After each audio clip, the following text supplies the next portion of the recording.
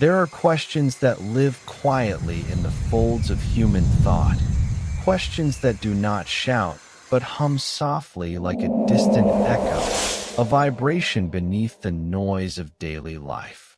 Among them is one that feels both haunting and strangely comforting. What if we are part of a story that is being forgotten? When we think of stories, we think of beginnings, middles, and ends. We think of a teller, a listener, and a memory that holds the tale together. Yet every story is fragile. It is bound not only by the words that form it, but by the mind that remembers it. Without memory, a story dissolves into silence. Without someone to hold it, the words float away like smoke in an evening wind. Now imagine not a book, not a legend, not even a myth, but reality itself, the whole of existence, as a story. The stars above, the seas below, the quiet pulse of your heart. All chapters in an unfathomable narrative. But if reality is a story, then memory itself becomes its spine. And what if that spine weakens? What if the teller drifts into sleep? What if the great remembering that sustains all of this begins to fade? For humans, memory is not perfect. We forget. We lose names, moments, feelings. Childhood fades into blurred images. Old loves become whispers. Days once vivid soften until they are more dream than fact. Entire civilizations forget too. Languages vanish. Traditions dissolve. Histories crumble into dust until all that remains is the faint outline of something once known. To forget, then, is not only human, it is universal. It may be part of the nature of existence itself. There is a strange duality here. Forgetting is a loss, but it is also a kind of transformation. What vanishes in memory may linger in form. A photograph may outlive the memory of the moment it captured. A melody may survive even when the singer is gone. And sometimes forgetting allows us to begin anew, to tell another story, to write another chapter unburdened by what came before. Perhaps the universe, too, holds this duality. Perhaps what we call creation and destruction, beginning and ending, remembering and forgetting, are not opposites, but mirrors of the same rhythm, the same cosmic heartbeat. Throughout history, humans have turned to stories to explain themselves. We frame the world as narrative because narrative is how we grasp the ungraspable. The rising of the sun becomes the journey of a god. The scattering of stars becomes the work of a cosmic weaver. Even science, with all its rigor, often speaks in the cadence of story. The universe began, it expanded, it cooled, stars were born, and life emerged. We are, in some sense, always telling ourselves where we came from, what we are, and where we may be going. But here is the mystery. Every story requires both telling and remembering. What happens if the teller forgets? What if reality itself is only the telling of a dream, and the dreamer stirs waking, leaving us behind as no more than fragments of fading thought? This is not only mythology, it is also physics. Scientists speak of entropy, the slow unraveling of order into disorder, the inevitable drift of all things toward dispersal and silence. Memory itself is subject to entropy. The more complex a system, the more it tends toward forgetting. A star burns its fuel and collapses. A galaxy drifts apart. A mind ages and loses the thread of its own story. If entropy is the law, then perhaps forgetting is not the exception but the rule. And yet within this slow dissolving there is beauty. For what gives meaning to a story is not its permanence, but its fleetingness. A tale told and forgotten may still have changed those who heard it. A life lived, though it fades into the silence of time, still shape the world in some way. The universe itself, whether it is remembered forever or forgotten in an instant, is no less miraculous for the brevity of its telling. Consider your own memories. They are fragile things stitched together by electrical sparks, vulnerable to the soft erosion of time. But they are also luminous. A childhood laugh, a walk beneath falling leaves, a night spent gazing at the stars. These remain not because they resist forgetting, but because they shine brightly enough, however briefly, to matter. Perhaps existence itself works the same way. Perhaps its beauty lies not in being eternal, but in glowing for a moment against the darkness of nothingness. And so we return to the opening question. Are we inside a story that someone else is forgetting? If so, then our lives, our histories, our civilizations are part of a grand forgetting, not in despair, but in wonder. To be forgotten is not to have never been. It is to have existed as light exists, flaring, illuminating, and then fading back into the great silence. This first step into our journey is not meant to answer, but to open, to hold the mind gently at the edge of mystery, to remind us that forgetting and remembering are twin forces both shaping the universe. And that somewhere, perhaps beyond what we can see, there may be a storyteller, dreaming, remembering, or slowly letting go. As you listen, allow yourself to imagine the possibility that all of this, your breath, the stars, the flow of time itself, is a page in an immense, unfinished tale. A tale that may be treasured for a while and then set aside, half remembered like a dream upon waking.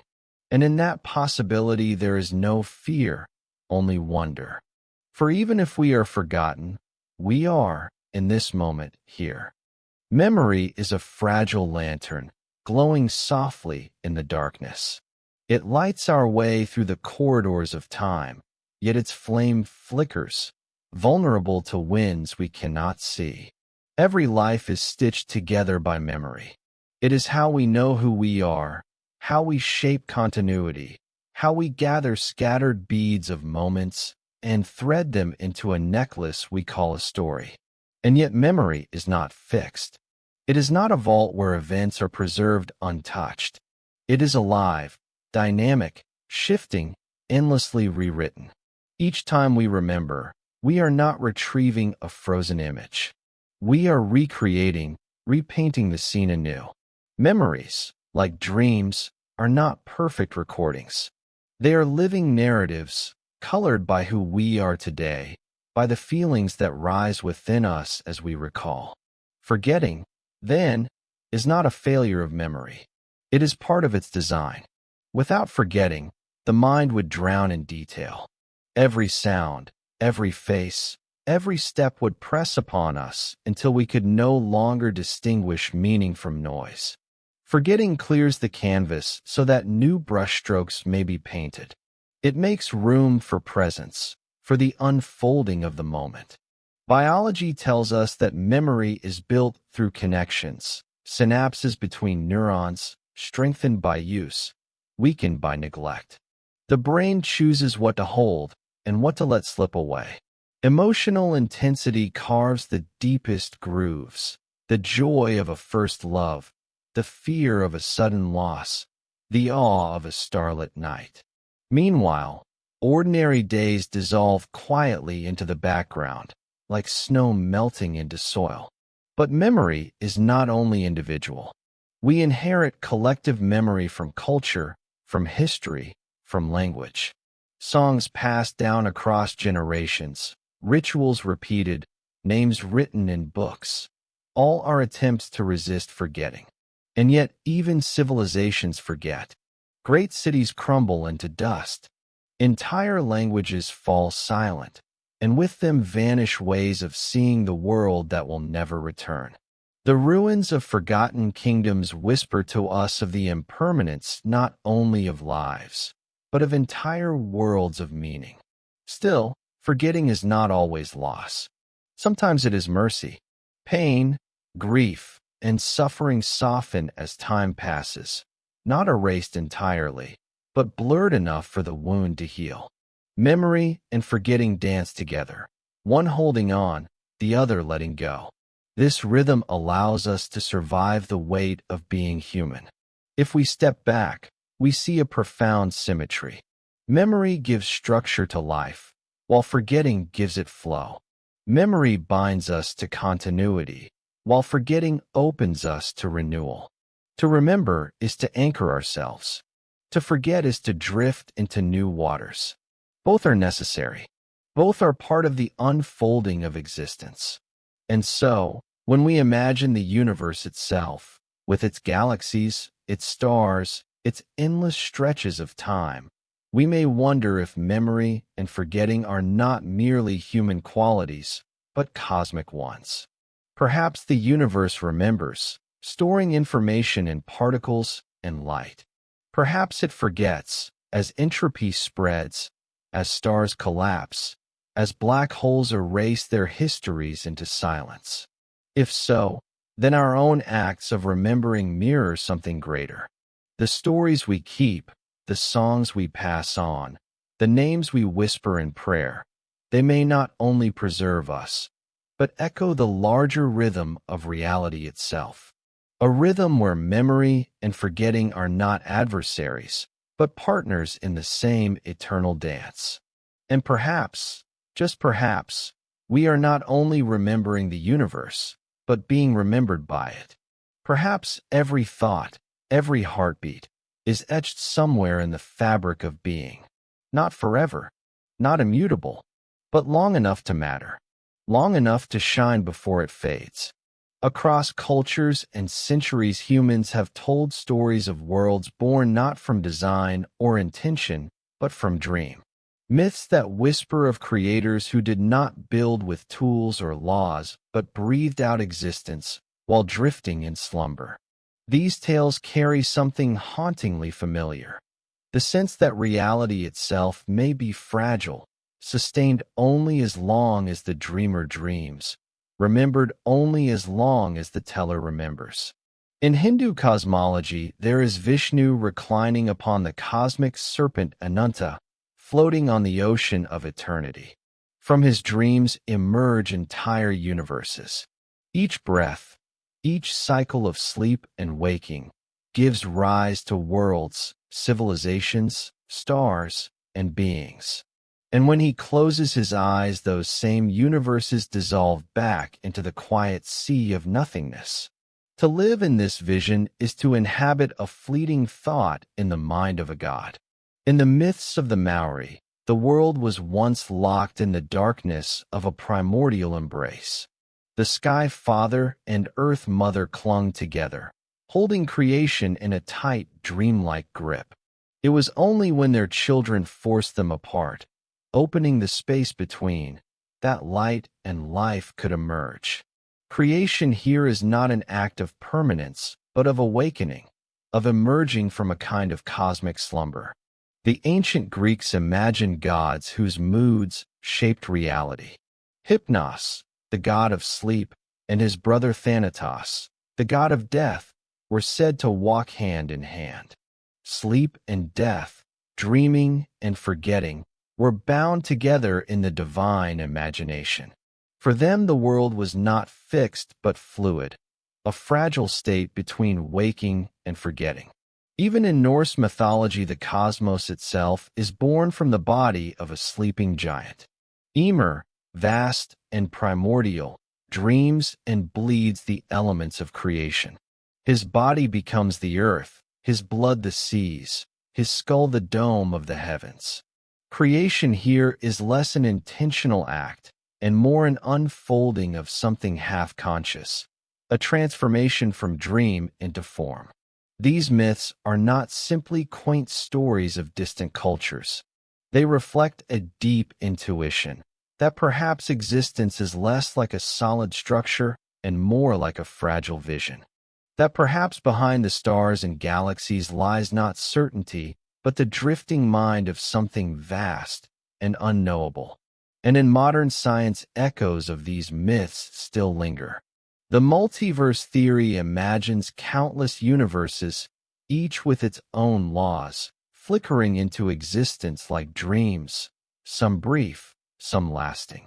Quantum physics suggests that particles do not settle into being until observed, as though reality itself is a half-formed dream collapsing into clarity only when noticed. Even cosmology hints at cycles of expansion and collapse, universes breathing in and out like the sleeping rhythms of some unseen storyteller. What fascinates us about these myths of dreaming creators is not just their grandeur, but their fragility. If the universe is dreamed, it can also be forgotten. If we are the thoughts of a god, what happens when the god awakens? Do we vanish like morning mist burned away by the sun? Do we linger faintly like a memory half retained upon waking? And yet perhaps that is the secret beauty of it. To be part of a dream is not to be less real, but to belong to something more mysterious. A dream is not bound by the rules of permanence. It is alive with possibility, fluid and shifting. If the universe is a dream, then perhaps every moment of our lives is more wondrous, not less. Each breath, each love, each sorrow is part of a fleeting tapestry, precious precisely because it will not last forever. These myths also remind us of something deeply human, that we too dream worlds into being. Every night in sleep entire landscapes rise within us.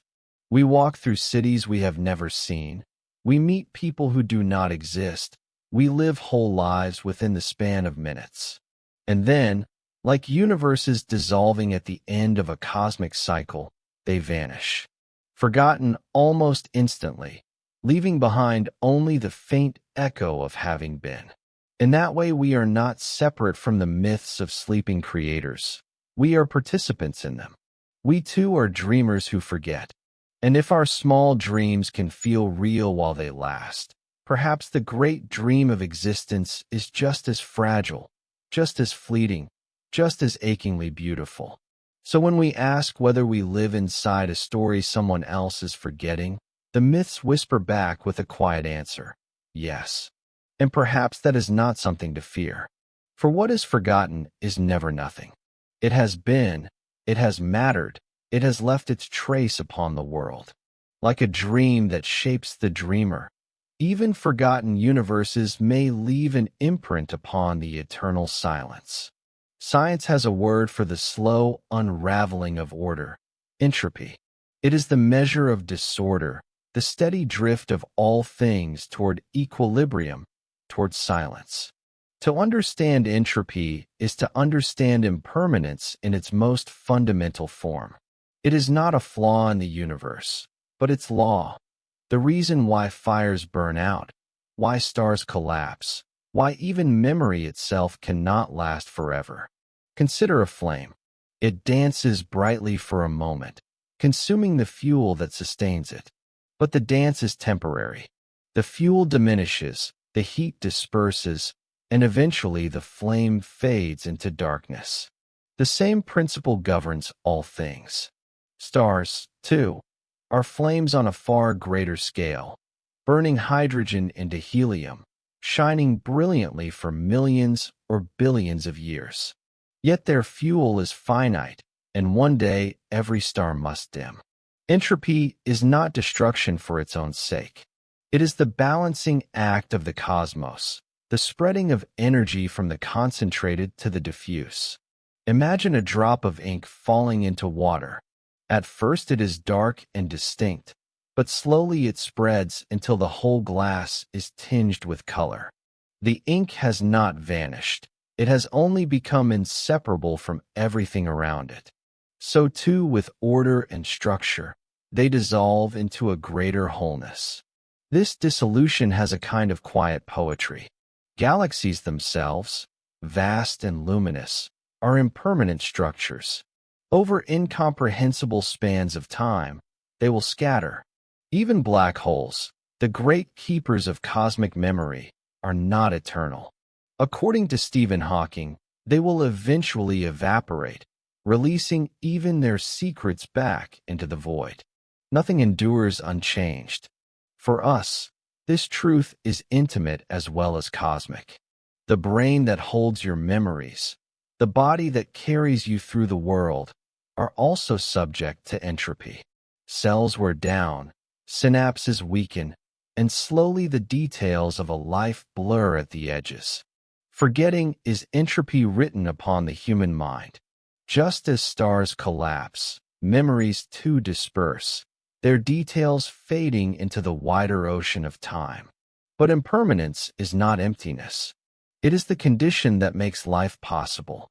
A world without entropy would be frozen, no stars igniting, no rivers flowing, no breath rising and falling. Change, transformation, and even forgetting are born from impermanence. The flower blooms only because it will wither. The song moves us only because it ends. The moment matters only because it cannot be held forever. Physicists speak of the heat death of the universe, a final state in which energy is evenly spread, no longer able to form stars, planets, or even motion. It sounds bleak, as though the story ends in silence. Yet even here, there is a strange beauty. For if the universe is a book, perhaps the final page is not tragedy but stillness, the story settling into rest like the last exhale before sleep. We often fear impermanence because it reminds us that nothing we know will last. But what if impermanence is not an enemy, but a gift? Without it, nothing could change, nothing could evolve, nothing could be born anew. Entropy may dissolve stories, but it also makes space for new ones to be told. Perhaps the universe is not collapsing into nothingness, but folding into silence, the silence from which it first arose. And in that silence, there is peace. Impermanence does not erase meaning. It deepens it, reminding us that even the briefest spark shines infinitely against the vast darkness. So when we look at the stars, we are seeing impermanence written in light. Each glimmer is a temporary flame, already aging, already transforming. And yet, that impermanence makes the night sky all the more wondrous. It is not eternity that stirs us, but the fragile beauty of what is here, now, before it fades. Civilizations are storytellers on a grand scale. Unlike individuals whose memories flicker within a lifetime, societies seek permanence. They carve their stories into stone, paint them upon walls, sing them in temples, inscribe them on tablets, and preserve them in scrolls. To build a monument, to write a chronicle, to pass down a ritual, these are acts of resistance against forgetting. They are humanity's attempt to defy entropy, to whisper, "We were here." Yet even the most enduring stone erodes. The winds grind away the sharpness of carved letters. Sand buries cities. Time wears temples into dust. Languages vanish until their words are no longer understood. What was once vibrant and full of life becomes silence, waiting for rediscovery, or perhaps waiting to remain forgotten. Think of the Sumerians, among the first to press their words into clay tablets. They recorded transactions, myths, prayers, and songs, believing they were capturing permanence. Yet for thousands of years their language was unreadable, their stories silent. Only in recent centuries, with the deciphering of cuneiform, have those voices been heard again. Even so, countless tablets remain untranslated, their meanings still asleep in forgotten script. Or consider the Mayans. Their pyramids still stand, wrapped in jungle vines, but much of their written knowledge was destroyed, burned by conquistadors, swallowed by conquest. Only fragments remain, like torn pages from a vast library. An entire worldview, entire sciences, entire stories of gods and cycles now whisper only faintly through the echoes of stone and symbol. Egypt's pyramids rise proudly against the desert sky, yet even they conceal more than they reveal. The names of countless laborers, priests, and thinkers are gone forever. The monuments endure, but the personal stories that filled those halls are dust, carried on the wind. Civilization remembers in fragments, but the details, the faces, the laughter, the loves, are lost. And there are civilizations we know almost nothing about. Entire cultures, their songs and myths, have left no trace that we can decipher. They lived, loved, dreamed, built, and vanished. Their stories were carried on voices that fell silent, on words that dissolved back into the air. What remains are ruins, enigmatic patterns, shards of pottery, clues without the key to their meaning. To study history is to listen to a chorus of remembered voices, but also to hear the silence between them. That silence is vast. For every story we uncover, thousands more are gone. What survives is not a complete memory, but a scattering of fragments, enough to suggest what once was, never enough to know fully. And yet, in that silence, there is a kind of humility. It reminds us that we too will one day be fragments. Our books may fade, our languages may shift into obscurity, our monuments may crumble. What feels permanent is only borrowed time. The stones of today are the sands of tomorrow. Still, humans continue to resist forgetting.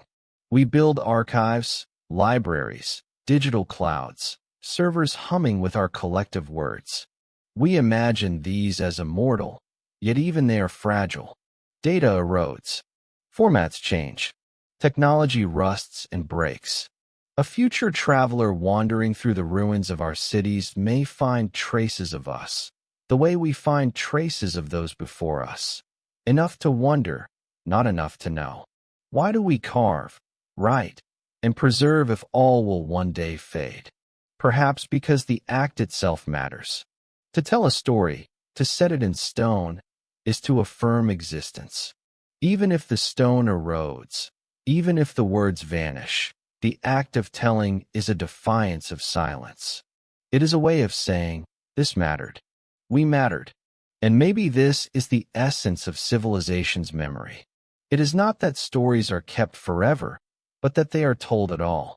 Each inscription, each song, each monument is a flare in the darkness, a reminder that for a time, in this place, human beings lived and dreamed. Even if forgotten, those dreams shape the world in ways unseen. So we walk among ruins not only with sorrow for what is lost, but with reverence for what once was. The silence of forgotten stories does not erase their existence.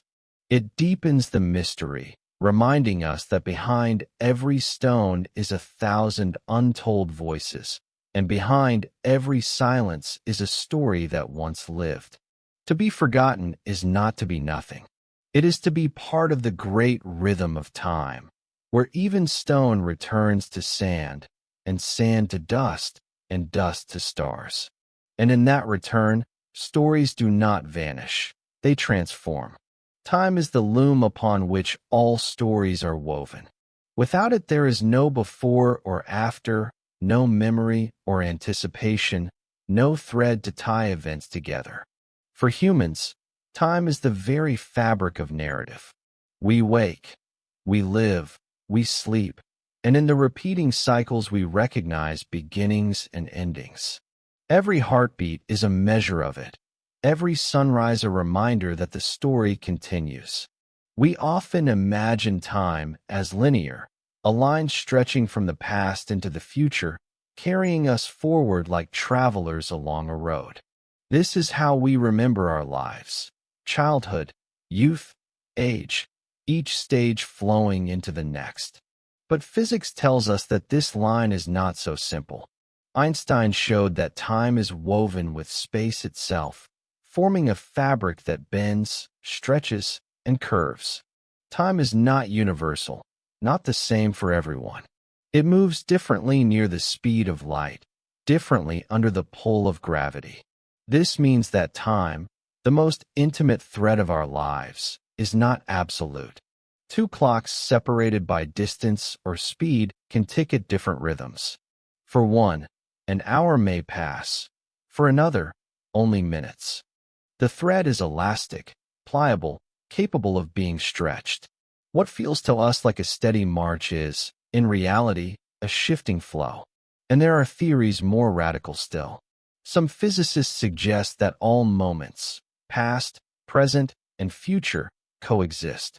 That time does not flow, but that our consciousness simply moves along a landscape already laid out. In this view, each instant is like a page in a book. We experience them one at a time, but all pages exist simultaneously. If so, then time is not a river carrying us away. It is a library, infinite and eternal, through which we are simply reading. For humans, however, time is deeply bound to memory. The past exists because we recall it. The future exists because we imagine it.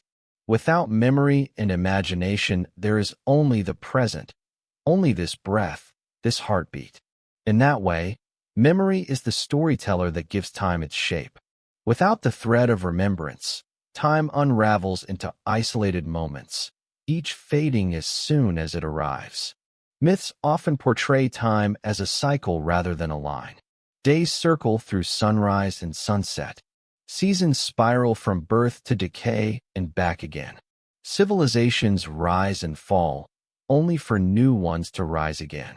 Even the cosmos may be cyclical, expanding and collapsing in endless rhythms, breathing universes in and out like a sleeping storyteller. Perhaps both are true. Time may be a line and a circle, a tapestry with repeating patterns and forward motion at once. To live within it is to hold both truths, the repetition of cycles that comfort us, and the progression that carries us onward into the unknown. And so time is both our keeper and our mystery. It holds us, shapes us, and slips away from us. It is the thread by which we measure stories, and the silence into which all stories dissolve. If forgetting is the unraveling of narrative, then time is the loom that allows narrative to exist at all. To imagine we are inside a story being forgotten is also to imagine time itself unraveling, the past loosening, the future fading, the present trembling in uncertainty. But even in that unraveling there is beauty. For every story, whether remembered or forgotten, is carried by this same mysterious thread. And though the loom may one day fall silent, the pattern it wove will always have been. If time is the thread upon which stories are strung, then consciousness is the pen that writes them. Without awareness, time would slip by unnoticed, a silent backdrop with no narrative, no meaning. It is through consciousness that fragments of experience are gathered, arranged, and woven into the form of a story, the story of a self, of a world, of existence itself. Yet what is consciousness? It is both the most intimate reality we know and the greatest mystery we face. You cannot step outside of it to observe it, for it is the very lens through which all things are seen. It is the awareness that listens to these words, the silent witness behind each thought, the presence that persists even in stillness. Science studies the brain, tracing neural pathways, measuring electrical patterns, following chemical signals. Yet the leap from material circuits to the shimmering experience of being remains unexplained. The color that feels alive, the ache of longing, the taste of memory, these belong to a dimension science has not yet illuminated. This gap is called the hard problem of consciousness. How does matter give rise to mind? How do atoms in motion create awareness, reflection, and imagination? The answers remain elusive, and so consciousness shimmers like a horizon, seeming near, but always receding as we approach. And yet, even without full understanding, we know that consciousness is not passive. It is not a mere recorder of events. It interprets, reframes, reshapes. Two people may share the same experience and tell two utterly different stories, because consciousness has filtered and rewoven the fabric of what was lived. In this sense, consciousness is not only a witness, it is a storyteller, endlessly revising the script. Memory itself is crafted by this pen. To remember is not to retrieve a fixed archive, but to reconstruct, colored by who we are now. Each act of recall is also an act of rewriting. In this way, the self is never static, but always a manuscript in progress, a book with no final draft. This creative power reaches beyond memory into the outer world. Through science, art, music, language, and imagination, consciousness externalizes its stories, giving them form in the collective memory of humanity. Books, paintings, songs, monuments, all are attempts to extend inner narratives outward, to let the story outlive the storyteller. In this way, consciousness is not only a pen but also a printing press, multiplying what it writes into the shared library of civilization. But what if consciousness does more than shape inner and cultural worlds? What if it shapes reality itself? In some interpretations of quantum mechanics, the act of observation influences the outcome, that particles remain in states of possibility until noticed. If true, this would mean that consciousness is not just reading the story but co-authoring it, deciding which potential becomes actual. This idea echoes ancient wisdom.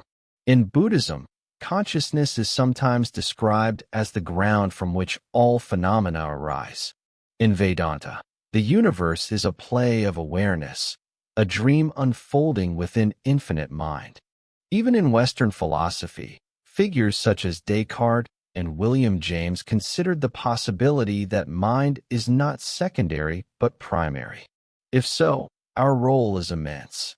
Each thought, each moment of awareness, could be a stroke upon the cosmic page. Perhaps the universe remembers itself through us. Perhaps we are not only characters within the tale, but also its writers, co-creators of the unfolding. And yet consciousness is fragile. It drifts when we sleep, it alters with illness, it dims with age. Just as civilizations forget, so too does awareness dissolve into silence. Death may be the closing of the book, the falling still of the pen. But while it writes, it illuminates. It weaves meaning into existence, shaping reality with every act of attention. To see consciousness as the storyteller's pen is to honor both its power and its fragility. Each thought is a word inscribed upon the page of being, each perception a brushstroke upon the canvas of reality. Whether remembered or forgotten, each line contributes to the unfolding whole.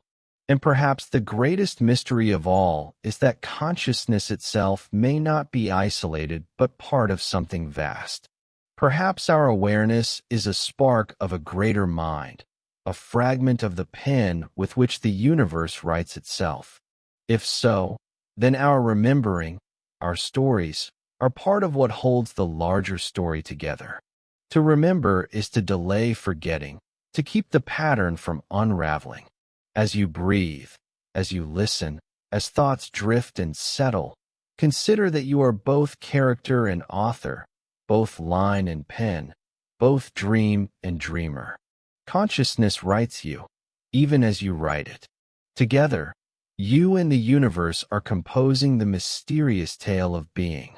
Every night, as the body drifts into sleep, consciousness steps into hidden landscapes. We call them dreams, but in truth they are whole worlds, temporary realities woven from fragments of memory, emotion, and imagination. Within these worlds, mountains rise, rivers flow, strangers speak with familiar voices, and impossible events unfold with effortless logic. Dreams feel real while they last, and yet, upon waking, they slip away like mist dissolving in the morning sun. It is said that we spend nearly a third of our lives in sleep, and within that time, years are devoted to dreaming. Whole lifetimes are lived and forgotten. Lovers met and lost, dangers faced and escaped, questions asked but never answered. The majority of these experiences are lost within minutes of waking, vanishing before they can be written into memory. If consciousness is the storyteller's pen, then dreams are chapters that write themselves only to burn away before dawn. Scientists suggest that dreams are part of the brain's housekeeping. In rapid eye movement, or REM sleep, neural patterns fire in ways that consolidate memory, integrate learning, and regulate emotions. In this sense, dreams may be a byproduct of the mind sorting itself. Yet their vividness, their strange coherence, suggests something more. Why would the brain stage such elaborate theaters, conjure such intricate tales, if they were mere static? Why would so much of life's hidden story be devoted to worlds destined to be forgotten? There is an uncanny poignancy to this. Dreams remind us of the fragility of experience itself. They feel as real as waking life, yet they dissolve without leaving a trace. In this way, they echo the larger truth of existence, that everything, no matter how vivid, is fleeting. Civilizations rise and fall, galaxies bloom and fade, and dreams mirror this rhythm in miniature every night. Creation, dissolution, forgetting, the cycle repeats. And yet, even forgotten dreams leave subtle imprints. Sometimes a feeling lingers, a sadness, a joy, a sense of revelation that cannot be put into words. These remnants influence the waking self, shaping mood, coloring perception, whispering from beneath the surface. It is as though dreams are messages from the deeper self, fragments of a hidden script we cannot fully read. Cultures throughout history have taken dreams seriously as bridges to the unknown. In ancient Egypt, dreams were considered divine messages, and priests served as interpreters of their symbols. Indigenous traditions often see dreams as portals through which ancestors and spirits speak. The Greeks believed in dream oracles, where gods revealed guidance through sleep. To dream was never merely biological. It was to glimpse another layer of reality, a reality usually forgotten, but sometimes remembered with transformative force. Modern psychology has carried this thread forward in new ways. Freud spoke of dreams as the royal road to the unconscious, revealing hidden desires and fears. Jung saw them as archetypal messages from a collective unconscious, carrying wisdom that transcends the individual.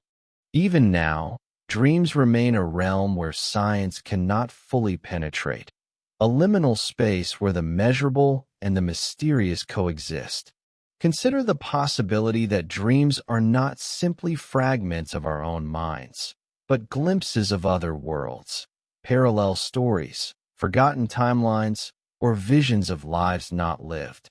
Some philosophers and mystics suggest that each dream may be as real as waking life, and that our waking consciousness simply forgets them as it shifts focus back to this particular narrative. If true, then we are not just characters in one story, but travelers through many, most of which we cannot recall. And yet, forgetting is essential. Imagine if every dream remained vivid, competing with waking life for our attention. Reality itself would blur, memory would collapse under its own weight. Forgetting, then, is not failure but mercy. It is what allows us to live one story clearly, even if countless others fade into shadow. Still, the beauty of dreams lies in their impermanence. They are reminders that reality, too, is fragile, a tapestry that could unravel at any moment. Each morning we awaken, we perform an act of forgetting. We let go of entire worlds to step back into this one. And someday, when life itself ends, perhaps it will feel the same, as if waking from a long and intricate dream, the story dissolving into silence. Dreams are forgotten worlds, yes. But in their fleeting nature, they remind us to cherish the worlds we are able to hold. The waking story is no less fragile than the dream. Both are written, both are erased, both shimmer for a while before fading. Memory feels like a personal treasure chest, fragile yet intimate, a storehouse of what makes us who we are. But beneath the tenderness of recollection lies a quiet mathematics. The brain, though it feels boundless, must decide what to keep and what to discard. Each second, billions of sensory impressions flood in. Light falls on the eyes, sound presses against the ears, touch registers across the skin. If everything were recorded, consciousness would drown. Forgetting is not a flaw, but an algorithm, a calculation that keeps us from collapse. Scientists estimate that the human brain contains around 86 billion neurons, each capable of thousands of connections. In raw potential, it is staggering, yet still finite. To live is to filter. To survive is to prioritize. A sunset may burn itself into memory, but the angle of every leaf in the tree beside it is left behind. A voice may echo forever, but the exact tone of passing footsteps fades within moments. Memory is mathematics in motion, a system weighing value, novelty, and emotional weight. There are patterns hidden in what we remember. Psychologists describe the curve of forgetting, showing how memory retention drops sharply within hours or days unless reinforced. Numbers, probabilities, and time all conspire against permanence. A single moment has a half-life, a decay rate, unless it is touched again, revisited, reactivated. Like unstable particles in physics, memories have their own mathematics of decay. And yet, forgetting is not merely loss. It is selection. To calculate memory is to calculate identity. We are, in essence, the sum of what has been reinforced enough to endure. What is forgotten shapes us just as much, clearing away the clutter so a self can form. The mathematics of memory is a poetry of limits, the recognition that infinity cannot be carried, so fragments must stand in for the whole. Neuroscientists often compare memory to networks of activation. When one thought is triggered, neighboring ones light up, spreading like ripples through a pond. But not all ripples reach the shore. Some dissipate quickly, lost before they can touch the conscious mind. Others build resonance, striking again and again until they leave a mark. What we call nostalgia, déjà vu, or sudden recollection are moments when hidden equations resurface, when forgotten variables are briefly brought back into play. There is beauty in this mathematics, because it makes memory both fragile and precious. The improbability of any single moment surviving the filters of attention and the passage of time is immense. Think of how many hours have been lived, how many details have been lost, and how extraordinary it is that even a handful of scenes, a childhood afternoon, a first meeting, the way someone once said your name, remain intact across decades. Each memory that survives is like a number drawn against impossible odds, a statistic that defies the overwhelming probability of being forgotten. Cultures have long understood this mathematical rhythm, even without equations. Oral traditions repeat stories endlessly, ensuring survival through reinforcement. Rituals anchor moments into communal memory, stabilizing what might otherwise decay. Numbers appear in myths and prayers, 3, 7, 12, not only as symbols, but as anchors for memory itself. The human mind recalls patterns more easily than fragments.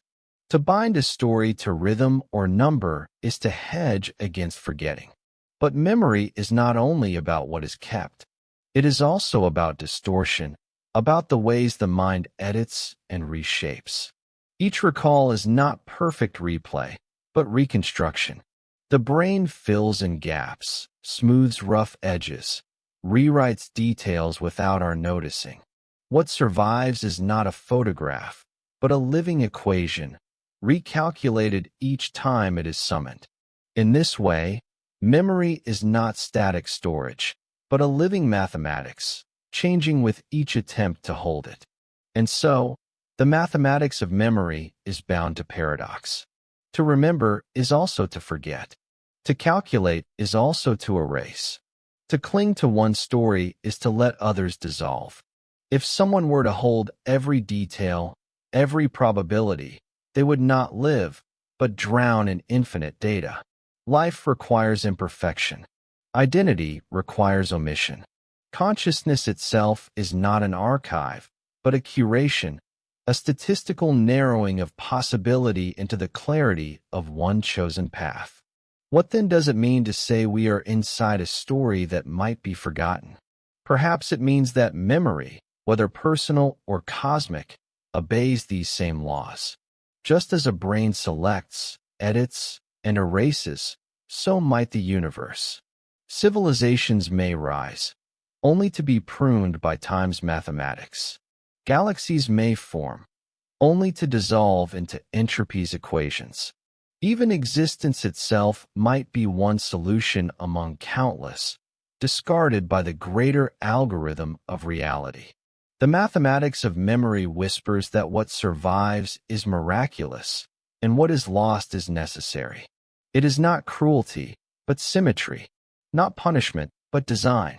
We live in a narrow corridor of recollection, surrounded on either side by infinite forgetting. Within that corridor, a handful of numbers, a few chosen memories, define everything we believe ourselves to be. Every story is shaped not only by the words spoken, but by the spaces that hold them. Silence is the invisible ink upon which all narratives are written. Without it, sentences would collapse into noise, thoughts would blur, and music would dissolve into endless sound. Silence is not the absence of story, but the boundary that allows story to exist. In its stillness, meaning takes form. When we think of memory, we often recall the vivid scenes, the bright moments, the voices, the colors, the sensations. But just as essential are the gaps, the nights forgotten, the hours unrecorded, the pauses between conversations. These blank spaces are not mistakes of recollection, but structural necessities. They give weight to what is remembered. They frame what endures. Like the pauses in poetry, silence shapes the rhythm of existence. Neuroscience hints at this hidden truth. The brain spends as much energy in moments of apparent rest as in moments of activity. Even when we are still, neural circuits hum, rehearsing possibilities, solidifying fragments, pruning excess. Silence, both external and internal, is not empty. It is a background computation, a stage on which the visible story is prepared. The forgotten days, the quiet nights, the empty stretches of time, all of these are part of the larger equation of memory. Across cultures, silence has always held sacred weight. In monasteries, silence is the highest prayer. In rituals, pauses between chants carry as much meaning as the words themselves. Indigenous traditions often describe silence as the language of the universe, a medium through which truths deeper than speech can be felt. To embrace silence is to acknowledge the vastness surrounding our small fragments of story. Philosophers, too, have turned towards silence as a teacher. Wittgenstein famously wrote, "Whereof one cannot speak, thereof one must be silent." His words suggest that silence is not ignorance, but honesty, the recognition that language can carry us only so far. Beyond the edges of words lies a territory only silence can reach. It is in these intervals that mystery resides. On a personal level, silence weaves itself into memory in subtle ways.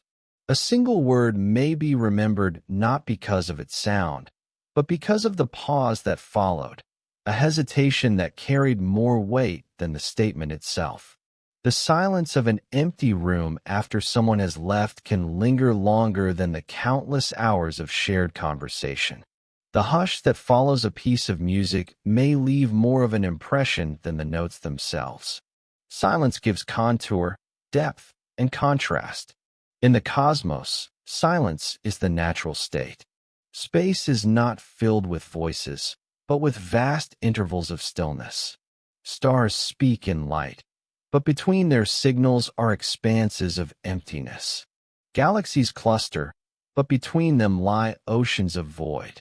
The universe is mostly silence, punctuated by luminous bursts of story.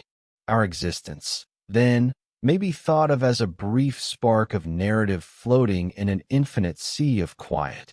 And yet silence is not lifeless. In physics, even what appears empty is alive with quantum fluctuations, virtual particles flickering in and out of existence. The void itself hums with possibility. In this way, silence is not the absence of story, but the possibility of countless stories not yet told. It is the canvas on which the brush of memory paints its strokes. There is a quiet lesson here.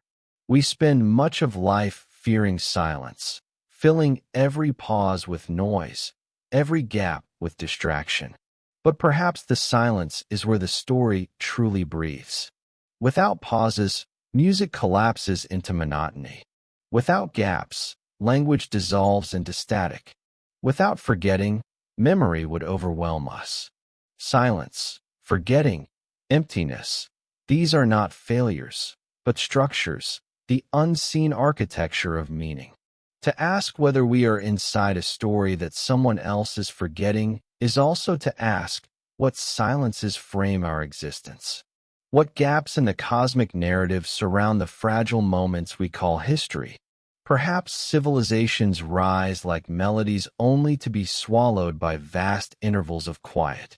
Perhaps entire eras vanish into the silence between universal stories, leaving no trace but the rhythm they once formed.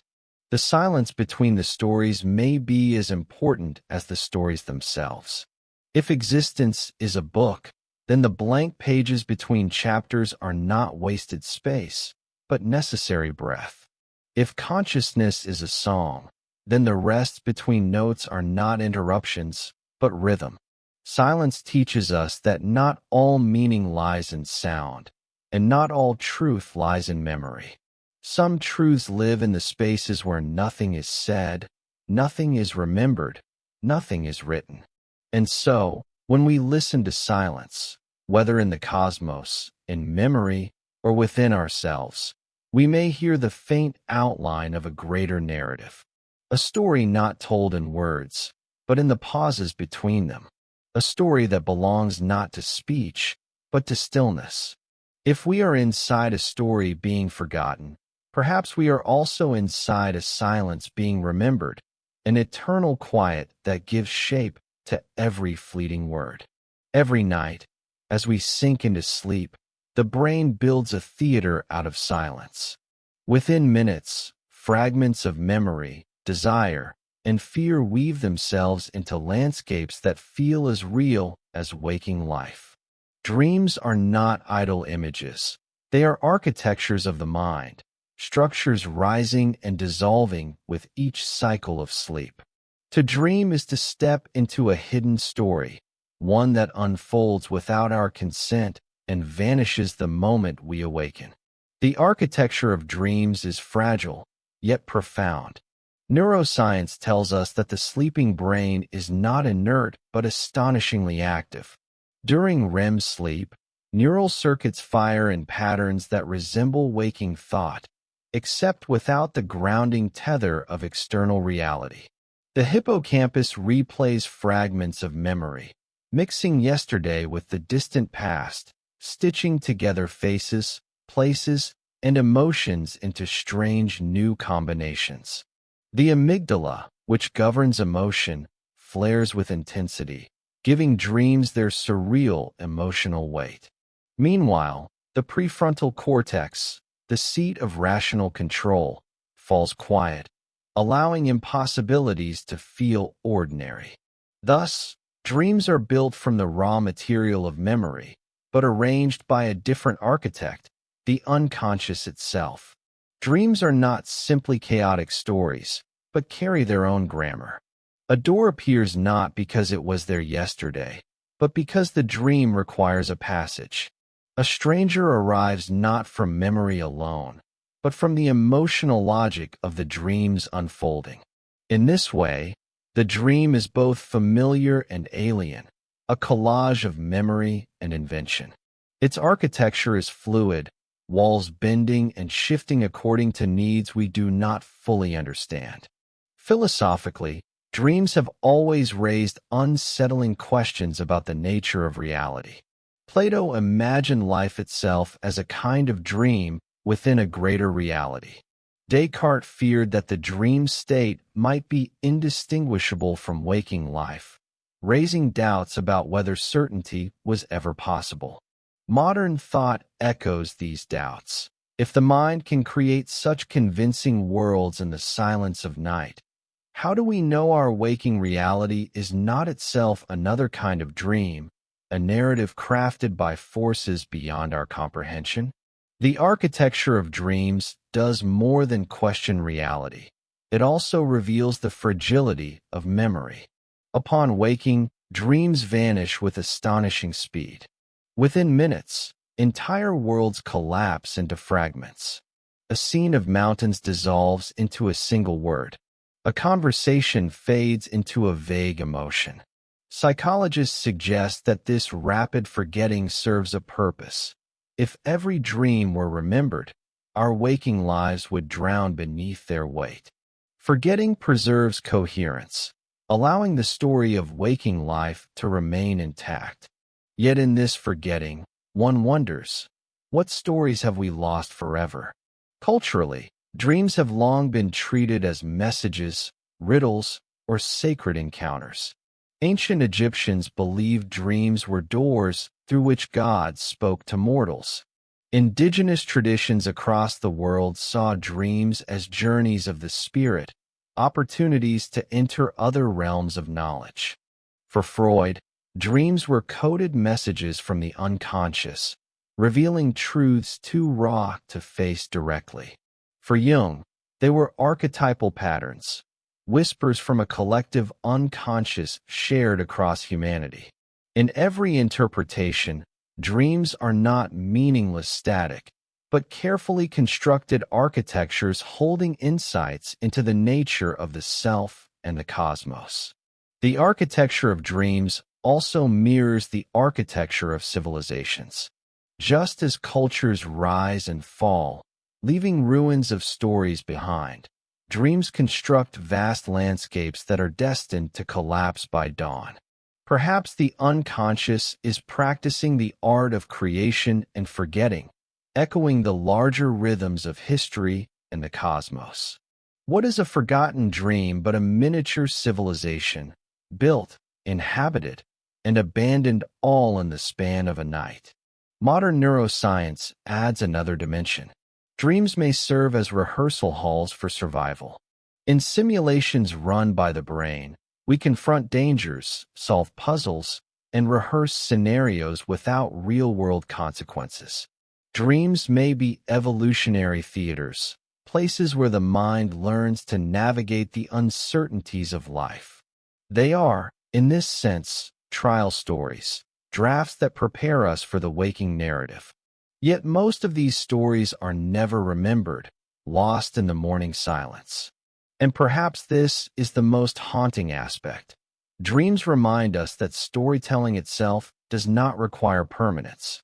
A dream does not insist on being remembered to have meaning.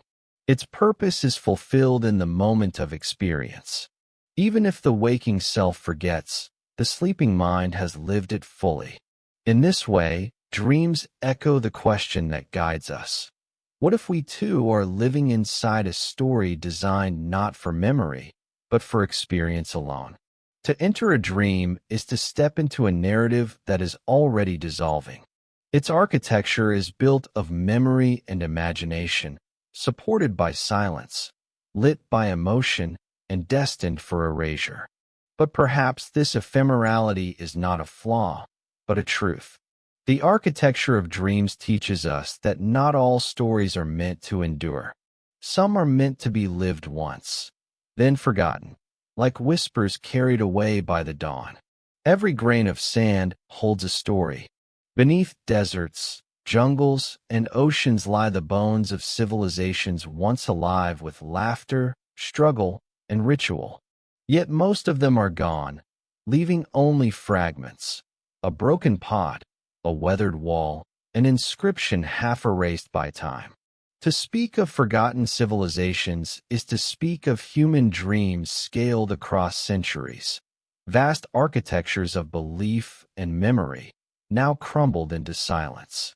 History often feels like a clear narrative, moving from one empire to the next, but this is an illusion born of survival. The truth is that most civilizations vanish without record. Their languages die, their myths dissolve, their temples collapse beneath soil and forest. Some we rediscover, like the lost city of Troy, once myth, then unearthed.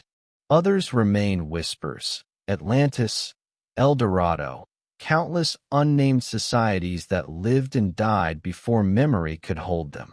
They are the ghosts of human time, flickering at the edge of our knowing. The parallel to dreams is striking. Just as a dream vanishes upon waking, civilizations vanish upon the passage of time. The collapse of a city may take centuries, but in the scale of cosmic history, it is as brief as a dream dissolving in morning light. People lived entire lives in these forgotten worlds, just as we live in ours. They loved, mourned, feared, hoped. Yet to us they are phantoms, their stories dissolved, their voices muted, their songs forgotten. Archaeology is our way of listening to these ghosts. With brush and patience, fragments are recovered. Tools, ornaments, skeletons. Each shard speaks, but never the full story. We can only guess at the rituals, the cosmologies, the everyday conversations that once animated those spaces. What were the lullabies sung by mothers in Sumer before writing was born? What stories did hunters tell around the fires of Göbekli Tepe, long before cities existed? These questions hang in silence, because the answers are gone, erased by time's forgetting. Yet in this forgetting there is a strange beauty. Civilizations are not meant to endure forever, just as dreams are not meant to be remembered in full. The rise and fall of societies is part of a larger rhythm: creation, flourishing, collapse, and silence. Some empires expanded like great tides: Egypt, Rome, the Maya, and then receded, leaving echoes in stone. Others flickered briefly, never to be named. If history were a grand library, most of its books have already burned, leaving only ashes in place of words. Philosophically, this raises a haunting possibility. If civilizations can be so easily forgotten, what does it mean for ours? We build with concrete and steel, archive in digital clouds, and yet even these may vanish.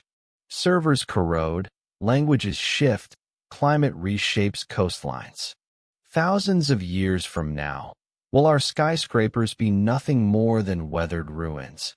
Our stories unreadable in forgotten languages? Perhaps our civilization, too, is just a dream passing through the earth, destined to fade into myth. There is also humility in this recognition. To imagine ourselves as permanent is a kind of hubris. The ghosts of past civilizations whisper otherwise. They remind us that greatness is temporary, memory is fragile, and the earth eventually reclaims all things. The jungle swallows temples, the sea erases coastlines, the desert buries cities. Forgetting is not an accident, but a law of existence. And yet, even forgotten civilizations leave traces beyond stone. Their influence lingers invisibly in our own lives. Crops domesticated by ancient hands still feed us. Words that began in lost tongues echo in modern speech. The myths of vanished peoples shape our archetypes and imaginations. We are haunted not only by their silence, but by their unseen presence within us. The forgotten live on, not in memory, but in inheritance. To speak of forgotten civilizations is also to question whether we are part of a larger story. If so many societies have risen and vanished, perhaps history itself is not a linear march, but a dreamlike cycle: creation, collapse, renewal. In this sense, we may not be the first, nor the last, to imagine ourselves at the center of time. Our age, too, may dissolve into the silence of forgetting, becoming a ghost in the memory of some future world. And here lies the quiet resonance with our guiding question. What if existence itself is a story being forgotten? Dreams vanish. Civilizations vanish. Stars themselves will one day burn out. The forgetting is not failure, but the natural conclusion of every story. To see civilizations as ghosts is to glimpse our own impermanence reflected back at us, fragile, fleeting, yet beautiful in its transience. The ghosts of forgotten civilizations remind us that silence is as much a part of existence as sound, that forgetting is as natural as memory. In their ruins, we see not only the past, but also the shape of our own eventual absence. And perhaps that is the ultimate lesson. We live inside a story that, like all others, will one day dissolve, but in its living, it was complete. To remember is to hold a fragment of the past inside the present. Human beings have long devised ways to preserve memory: carvings on stone, libraries filled with scrolls, digital archives storing trillions of words. One of the oldest and most poetic techniques is the memory palace, a mental architecture where ideas are placed in imagined rooms and corridors, so that walking through them in thought allows one to recall forgotten knowledge. What if the universe itself is such a palace? A vast architecture of memory, where stars, planets, and even the smallest particles carry traces of what has been. At first this seems like metaphor, the poetry of comparison. But science, in its quiet rigor, suggests that nothing is ever truly lost. Every movement of matter leaves a ripple. Every burst of energy echoes through the cosmos. Information, as physics increasingly insists, may never be destroyed, only transformed. Consider light itself. The photons that left the surface of a distant star a billion years ago are still traveling, carrying with them the imprint of that ancient fire. When they strike our telescopes, we are not seeing the star as it is, but as it was, preserved like a photograph imprinted across space-time. The night sky is a memory palace, each pinprick of light a relic of the past, a note from a moment already vanished. To look upward is to wander through cosmic corridors lined with portraits of ancient stars. Even the most ordinary things are record keepers. The carbon in our bodies remembers the forges of ancient suns. The atoms of oxygen in the air once circled in the lungs of dinosaurs. The ocean remembers, in its chemistry, the breath of organisms long extinct.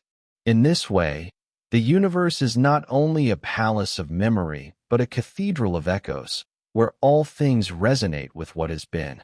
Yet memory at this scale is different from our fragile human recollections. It is impersonal, impartial, and endless. The universe does not remember in words or images. It remembers in patterns, in laws of physics, in the slow turning of galaxies. The spiral of a nautilus shell, the fractal branching of a tree, the orbit of a moon. All of these are forms of memory, repetitions that carry the imprint of earlier cycles. Still, if the cosmos holds memory, does it also forget? This question bends us back toward mystery. For even though information may persist, it becomes scattered, diluted, unreadable. A letter burnt to ash still contains its atoms, but its words are lost to us. The stars hold the memory of their birth, but as they collapse into black holes, information seems swallowed into silence, an unsolvable paradox at the heart of modern physics. Does a black hole erase memory, or does it preserve it on its surface, encoded in ways we cannot yet comprehend? This tension between remembering and forgetting plays out on every scale. Civilizations vanish, yet their stones endure. Individuals die, yet their DNA lingers in their children. The past dissolves, yet it leaves residues, like faint handwriting still visible beneath newer ink. The universe may be a memory palace, but one where many rooms are locked, and many corridors lead to silence. The idea grows even more profound when we imagine consciousness itself as part of this architecture. Our memories are not apart from the universe. They are the universe folding back on itself, recalling itself through us. Every thought, every recollection, every dream is a room within the larger cosmic palace. In remembering, we act as mirrors, catching glimmers of the universe's vast memory within the fragile chambers of our minds. Philosophy has long whispered of this. Plato imagined the world as a place where all learning is remembering, the soul retrieving knowledge it once possessed. Mystics across cultures have envisioned an akashic record, an eternal library where every thought and deed is inscribed. Modern physics too toys with the possibility that the universe is fundamentally informational, a boundless storage of bits and patterns woven into the very structure of space-time. And yet, against this grandeur, we encounter again the humbling possibility of erasure. Stars burn out. Languages vanish. Even galaxies will one day drift so far apart that their light can no longer reach one another. A palace of memory, yes, but a palace that, over eons, may collapse into darkness. In the very long future, the universe itself may forget its own story. To walk through this memory palace is to hold both awe and sorrow. Awe, that so much is preserved, that the very light of ancient stars brushes our faces as we stand beneath the night sky.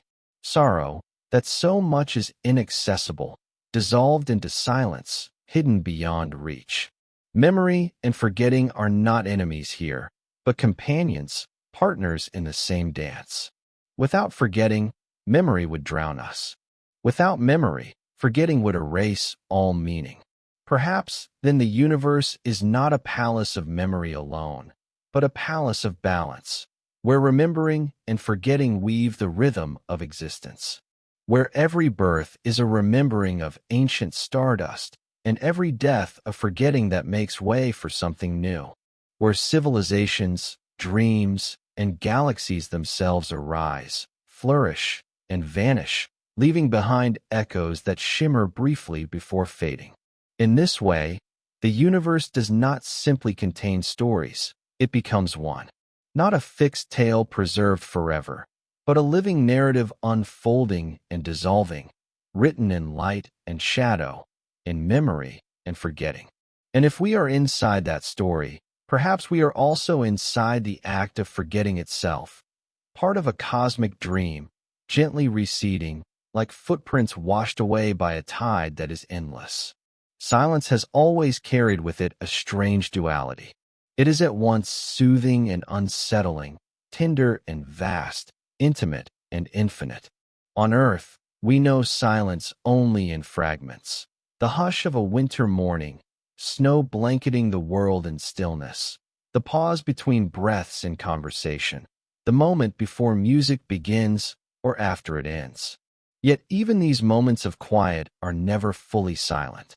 There is always the faint pulse of life, the rush of blood through our veins, the nervous system's low electric hum, the whisper of wind across skin. True silence eludes us here, because life itself is noisy. But beyond Earth, beyond the fragile film of air that allows sound to travel, lies a silence so immense it overwhelms imagination. The space between the stars is not a silence we can inhabit with our bodies or measure with our ears. It is the silence of the vacuum, where air does not exist, where sound cannot be born, where even the loudest explosion of a star fades into a mute light show. It is not absence, but the impossibility of presence, a silence written into the very laws of physics. When we turn our telescopes outward and stare into this vastness, what we encounter is not only visual beauty, but an unbroken quiet stretching across incomprehensible distances. To the human spirit, this quiet carries profound weight. It suggests both a stage waiting for voices and a void where none exist. And in that tension lies one of the deepest questions we have ever asked. If the cosmos is filled with stars older and more numerous than grains of sand, why does it seem so silent? This is the essence of the Fermi paradox. Logically, if life arises from matter under the right conditions, if evolution is not unique to Earth, but a principle written into the universe, then there should be countless civilizations scattered across the galaxies. Some older, some wiser, some perhaps capable of reaching out across the void. Yet when we listen, when we scan the skies with radio dishes and sensitive detectors, we receive only stillness. No signals, no stories, no cosmic greetings. The silence stretches on. But is this silence truly empty, or is it simply beyond our hearing? We are newborn listeners in cosmic time. Human technology has existed for the briefest blink of an eye. Our search for signals has lasted scarcely a century, a heartbeat compared to the lifetimes of stars. Perhaps the voices are out there, whispering in frequencies we have not yet discovered, speaking in languages we cannot decode, existing in forms we do not yet imagine. Perhaps the silence is only an illusion born of impatience. Still, the silence presses on us with existential weight. For some, it is evidence that we are alone, that humanity may be the singular consciousness of this universe, a fragile spark surrounded by oceans of emptiness. For others, it is a mirror held up to our own limitations, reminding us that absence of evidence is not evidence of absence. The silence becomes less of an answer and more of an invitation, to listen more deeply, to look more carefully, to consider more humbly the vastness of the stage upon which we exist. Silence has always been more than a lack of sound. In music, silence is what gives rhythm its shape, what gives melody its meaning. In poetry, silence lingers between the lines, giving words their gravity. In prayer and meditation, silence is not emptiness but fullness, a presence felt in the absence of noise. The cosmic silence may be understood in the same way. It is not a negation, but a frame. It allows us to hear what is fragile and fleeting on earth. The voices of each other, the delicate songs of birds, the crash of waves, the laughter of children. Against the backdrop of infinite quiet, these sounds become treasures of immeasurable worth. Yet silence also has its shadow. Imagine yourself adrift between the stars, with no earth below, no sun above, only darkness and the absolute absence of sound. This silence is not comforting but obliterating. It suggests erasure, the idea that civilizations may have risen, spoken, dreamed, and fallen without leaving an echo. It is the silence of extinction, the silence that may one day follow us, if we vanish without trace. In this way, cosmic silence becomes a meditation on impermanence, a reminder that stories, no matter how grand, can dissolve into stillness. But even silence carries faint whispers. The universe itself is not entirely quiet. Detectors reveal the cosmic microwave background, a faint glow of radiation left over from the Big Bang, a relic of the universe's earliest moment. That background hum is everywhere, a quiet testimony that the cosmos remembers its birth. In high-energy bursts and subtle gravitational ripples, space is not empty, but alive with hidden tremors. Silence, then, is never pure void. It is more like the pause between words, where meaning still resides even if no sound is spoken. Mystics and philosophers have long looked to silence as a metaphor for the divine, the infinite, the unknowable. Some traditions call God the great silence beyond words and names. Others see silence as the womb of creation, the fertile ground from which being emerges. In that light, the cosmic silence may not be a threat, but a reassurance, a reminder that the universe is not compelled to fill every space with noise, that stillness itself is part of the story. From another perspective, the silence of the stars can be seen as an invitation to listen inward. Within each of us lies a similar quiet, waiting beneath the layers of thought and noise. Meditation brings us to that space. Sleep delivers us to it nightly. When we gaze at the night sky and feel the hush of its enormity, we are really recognizing a silence we already carry inside. The cosmos does not only surround us, it echoes within us. So perhaps the silence between the stars is not hostile or indifferent, but simply vast. Perhaps it is not an absence of voices, but a scale of distance that humbles our expectations. Perhaps it is the space in which we are meant to wonder, to stretch imagination, to listen not only outward but inward. Silence, after all, is not the opposite of story. It is the canvas on which stories are painted. And so the silence continues, carrying both our fears and our hopes. It is the silence of possibility, the silence of mystery, the silence that allows us to keep asking questions. It is the silence that frames our tiny sounds, the songs of earth, the voices of a species fragile and alive. Against the quiet backdrop of the stars, our brief noises matter more, not less. They shimmer against the dark like sparks of fire in an endless night. The silence between the stars is not emptiness. It is relationship. It is the pause that makes meaning possible, the stillness that carries memory, the vastness that reminds us we belong to something greater than ourselves. And when we rest in that silence, whether looking outward at the galaxies or inward at the heart, we discover that it is not only around us, but within us. The silence of the cosmos is our silence. And in it, we hear not nothing, but the quiet heartbeat of existence itself. Memory is fragile. It is the thread by which existence is stitched into story. Without memory, there is only the raw present, unanchored and fleeting, dissolving as quickly as it arrives. Memory gives continuity, allows identity to endure, and lets civilizations build upon what came before. But memory has limits. On the scale of a human life, we know it well. Names forgotten, faces blurred, entire decades slipping away until only fragments remain. What is true for individuals is also true for cultures, for species, and perhaps for the universe itself. The vanishing point of memory is not only the failure of recall within a single mind. It is a universal process, a cosmic law. Every memory we create is vulnerable to erasure, first by the erosion of time and later by the silence of entropy.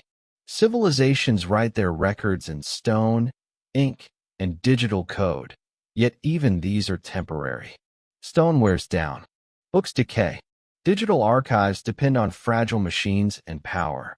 The deeper we look into history, the more fragments we find scattered like broken pottery, shards of forgotten lives.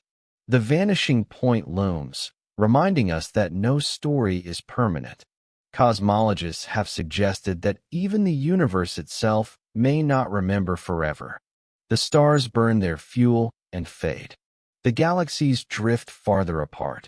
Black holes, those cosmic vaults of matter and information, are thought to slowly evaporate through Hawking radiation, releasing even their deepest secrets into diffuse nothingness. If this is true, then one day, trillions upon trillions of years from now, even memory itself may vanish. Information, which physics tells us can never be destroyed, may dissolve into such an untraceable form that it is indistinguishable from forgetting. The cosmos, like a dreamer awakening, may one day lose the dream of itself. But what does it mean for memory to vanish? In a sense, memory is not the objects that store it, but the act of recall. A story unread is not truly alive. An inscription unrecognized is a silence. Memory requires a listener. Without someone to carry it forward, even the most enduring record is nothing more than dust. In this light, perhaps memory does not end only when matter decays, but the moment no consciousness remains to hold it, to breathe life into it, to let it mean something. This realization can be sobering. The pyramids may crumble. Our languages may vanish. Our signals, sent into the cosmos as radio waves, will eventually scatter into noise. Our monuments to ourselves may not endure. The earth itself may be swallowed by the dying sun, and the sun by the darkening future of the universe. It is possible that every trace of us may vanish, leaving behind no echo, no footprint, no sign that we were ever here at all. Yet there is also a strange beauty in this possibility. Memory's fragility does not diminish its meaning, it deepens it. To know that something will be forgotten is to treasure it while it exists. The love between two people, though destined to be erased by time, matters precisely because it is lived in its moment. The stories we tell, even if one day lost, shape the present. The songs we sing, though they fade into silence, create ripples in hearts that may never fully be measured. Perhaps the vanishing point of memory does not undo significance, but reveals its true nature. Significance is not permanence, but presence. In some traditions, forgetting is not seen as loss, but as release. Memory can be a burden, binding us to old wounds, regrets, and traumas. To forget is sometimes to be freed. On a cosmic scale, perhaps forgetting is not tragedy, but renewal, the universe's way of clearing the slate, of beginning again without the weight of infinite history. Just as sleep allows the brain to let go of the noise of the day, perhaps the vanishing point of memory is the universe's way of resting, of allowing silence to refresh the cycle of creation. And yet the human spirit resists forgetting. We build libraries, carve monuments, store petabytes of data, and even launch golden records into space, all in an effort to resist the inevitable.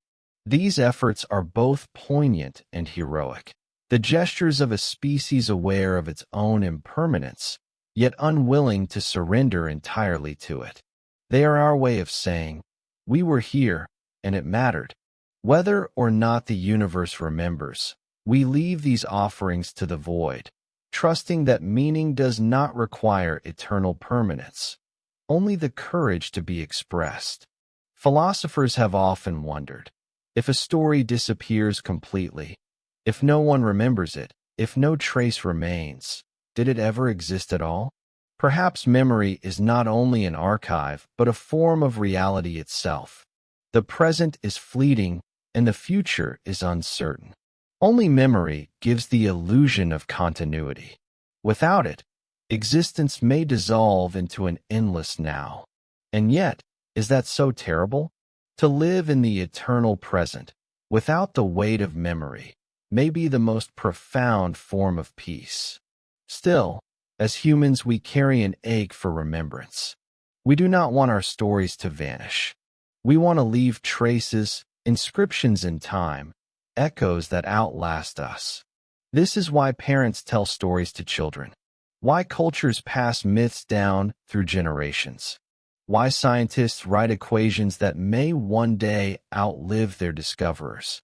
It is why we gaze at the stars and wonder who might one day hear us. The desire to be remembered is a flame that burns within us, fragile but unyielding. But the cosmos teaches us a softer truth. Nothing is remembered forever, not perfectly. Even the most enduring legacies erode. And in that erosion, there is grace. To vanish into the silence is not to be meaningless, but to be part of the endless rhythm of emergence and dissolution. We are not failed memories. We are fleeting expressions of something larger, something that creates and forgets again and again, like the tide rising and falling upon the shore. The vanishing point of memory is not a wall, but a horizon. It is not an abrupt end, but a gradual fading into quiet. And like all horizons, it can be beautiful. The way a sunset does not diminish the day, but completes it. If memory must vanish, let it vanish as a sunset does, in color and warmth, leaving behind the peace of night. And perhaps, in ways we cannot yet comprehend, nothing is ever truly lost. Perhaps every moment, every thought, every act is woven into the fabric of reality in ways that do not require remembrance to endure. Perhaps the universe carries memory not as storage, but as being itself, each instant existing fully in its own time, needing no preservation to be complete. In this vision, forgetting is not annihilation, but the natural unfolding of a story that does not cling to permanence. So we drift toward the vanishing point of memory, both fearful and comforted. The cosmos may forget us. The stars may go silent. But in the vast and tender now, in the fragile weave of consciousness that allows us to reflect, to remember, and to imagine, we are alive. We are part of the story, whether or not the story is remembered. And perhaps that is enough. Imagine for a moment that all of existence is a dream, not merely metaphorically, but in the most literal sense. Every star, every life, every memory and thought is the flicker of imagination within a vast sleeping mind. We have traveled so far in this story, from questions of memory and forgetting to the fragile beauty of impermanence. And yet a greater question now emerges. If the universe is a dream, who is the dreamer? And if the dreamer awakens, what becomes of us? The idea of cosmic dreaming is not new. Ancient cultures whispered of it. The Vedic scriptures spoke of Vishnu dreaming the cosmos upon an endless serpent of time. Some Native American traditions held that life itself is a dream woven by the Great Spirit. Modern philosophers and physicists alike have played with the thought that reality as we know it may be a projection, a story spun not from material permanence, but from awareness itself. Perhaps the universe is not made of matter at all, but of mind. If this is true, then our place within it changes. We are not separate beings moving through a fixed stage of reality. We are characters within the dream, expressions of its imagination.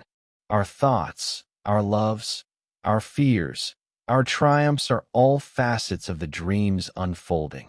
To awaken is to dissolve. To awaken is to vanish, as a character disappears when the book closes. Yet this does not have to be frightening.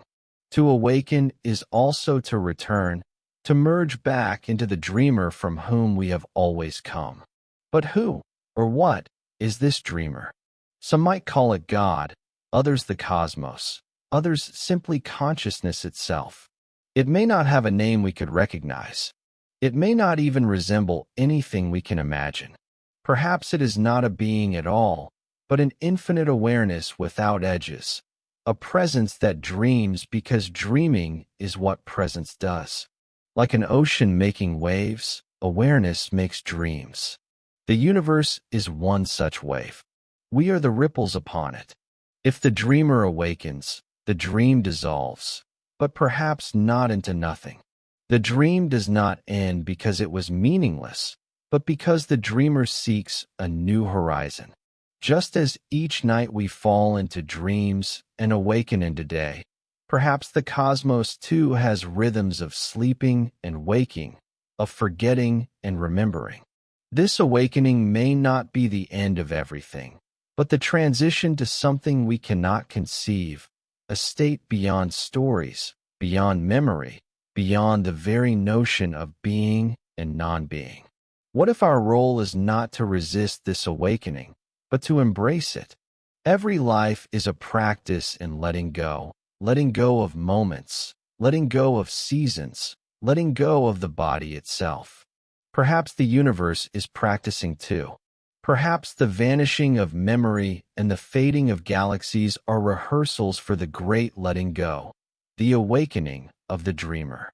If so, then all we can do is rest within it, trusting that what comes is not annihilation, but transformation. It is possible that the dreamer never awakens, that this is an eternal dream unfolding infinitely, without pause or interruption. That too is a kind of comfort. It means that every story continues, weaving and dissolving, always re-emerging in new forms. It means that we are both real and unreal, fleeting and eternal, shadows and light. The dreamer does not need to awaken for us to matter. The fact that we are dreamed at all is already wonder enough. And yet the metaphor of awakening lingers in the human heart. It appears in our myths, in our religions, in our philosophies. We long for an awakening, a release from the illusion of separateness, a return to something larger. Perhaps this longing itself is the whisper of the dreamer within us. Perhaps the dreamer is not wholly apart from the dream, but present within every dreamer who has ever lived. In each of us is the spark of that greater awareness, the one that holds the dream entire. If so, then awakening is not something that happens far away at the end of time. It is something that can happen here, in the quiet of a single breath. To awaken is to see that we are not separate, that our stories are not ours alone, but part of a greater unfolding. To awaken is to let go of the need for permanence, the need to be remembered, the need to grasp.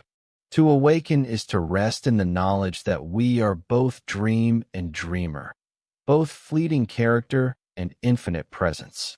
This vision does not erase the sadness of impermanence, but it softens it. Yes, we may be forgotten. Yes, our stories may vanish. But perhaps forgetting is not loss, it is awakening. Just as the dreamer awakens from a dream and carries some hidden trace of it into the day, perhaps the universe awakens and carries us with it in ways we cannot yet understand. Perhaps nothing is ever truly lost, only transformed in the vast imagination of what dreams us. And if one day the dreamer truly awakens, what then? Will we dissolve into silence, into nothingness? Or will we find ourselves as part of something greater, something vaster than even this dream of galaxies and time? The truth is we do not know. We cannot know, but perhaps it does not matter. For here we are, within the dream, alive in this moment of imagining. To live within the dream is already to touch the infinite. To know we are dreamed is to glimpse the mystery. And so we return to the question that has carried us through. Are we inside a story that someone else is forgetting? Perhaps the answer is yes. Perhaps the answer is no. Perhaps the question itself is the dream, and we are its unfolding. What matters is not certainty, but wonder. What matters is not permanence, but presence. What matters is that we are here, now, awake within the dream, resting within its mystery, awaiting whatever awakening may come. There comes a point when every story fades, not with a sudden break, not with the crash of an ending, but with the gentle dimming of sound into silence. Perhaps this is the truest way to close, not with answers, but with the surrender to mystery, the acceptance that the story we inhabit is always larger than the words that attempt to capture it.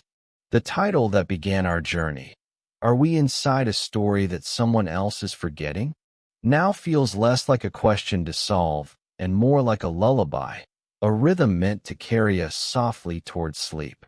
The story of existence, if it is a story at all, is one written in both presence and absence.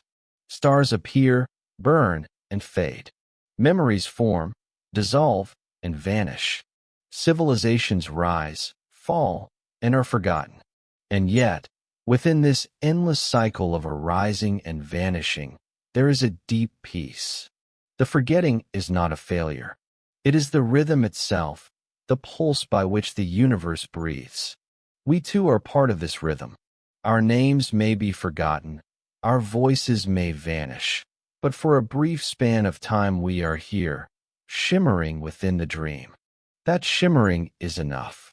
If we are forgotten, then so be it. What is forgotten is never wasted. It becomes the silence in which new stories take root.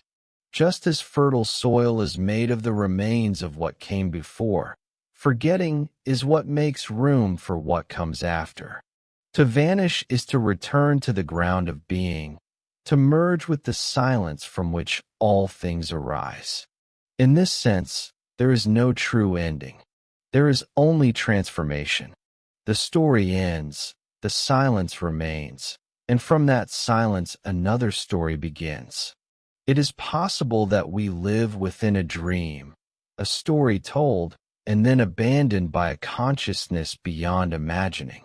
But it is equally possible that there is no dreamer at all, only the story itself unfolding endlessly, forgetting itself as it goes. Both possibilities lead to the same place, mystery. We cannot know, we cannot hold it, and so we release it, as one releases a breath into the night.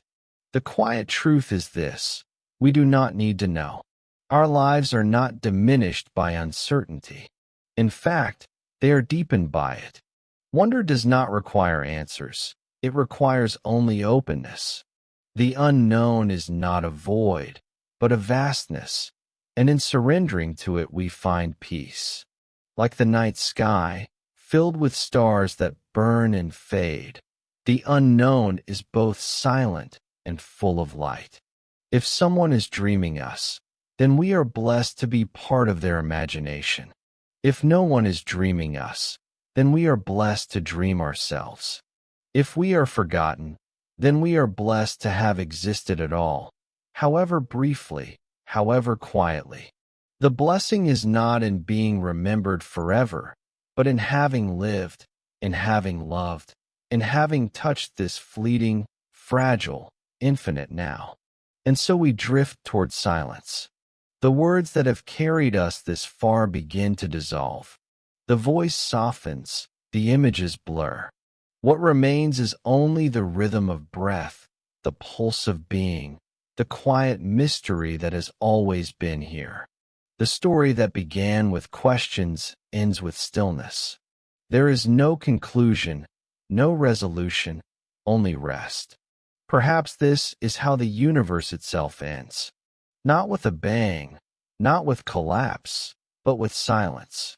A great forgetting, soft and infinite, in which every star, every life, every thought is gathered into stillness. A silence not of absence, but of fullness, the fullness of all that has ever been, resting quietly beyond the need to be remembered. In that silence, we too may rest. We do not need to be remembered by eternity to matter. We do not need to endure forever to have meaning. The moment itself is enough. The breath itself is enough. The story itself, however fleeting, is enough. And in the end, beyond all words, beyond all questions, there is only this silence, vast and gentle, cradling us into sleep. Even after silence has settled, there is always an echo, a faint ripple that lingers, a trace of something that once was. Perhaps this is what our lives truly are, not the story itself, but the echo it leaves behind in the consciousness of the universe. Every thought we have, every kindness we offer, every dream we dare to hold is not lost, even when forgotten. It vibrates softly, carried into the unseen fabric of existence, resonating in ways we may never grasp.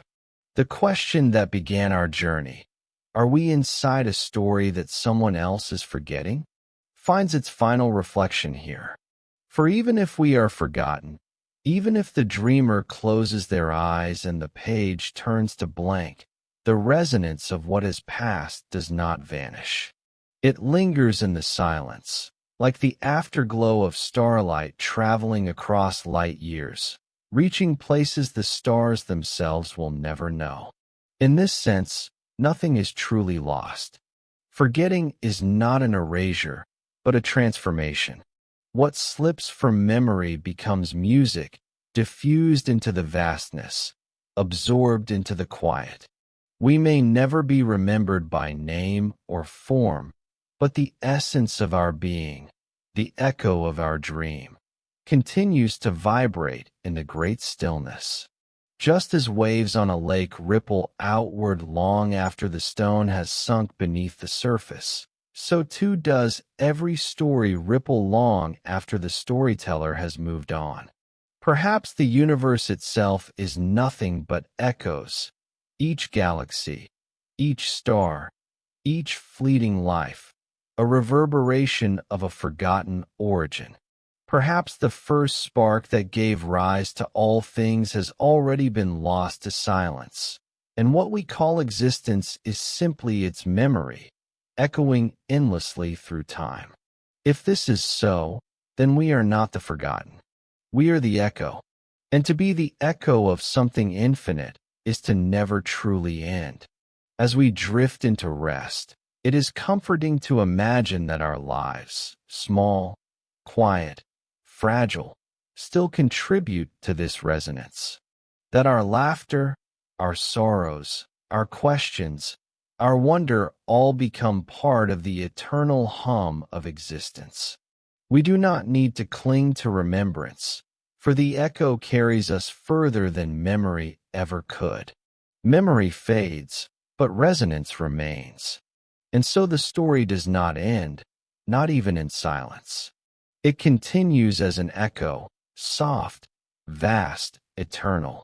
It continues in the stars above us, in the breath we take, in the dreams we surrender to as sleep enfolds us. Perhaps we are the forgotten story, or perhaps we are the echo that ensures the story is never truly gone. Either way, we are part of something vast and mysterious, something that cradles us as we drift deeper into stillness. The story is forgotten. The silence remains. The echo carries on.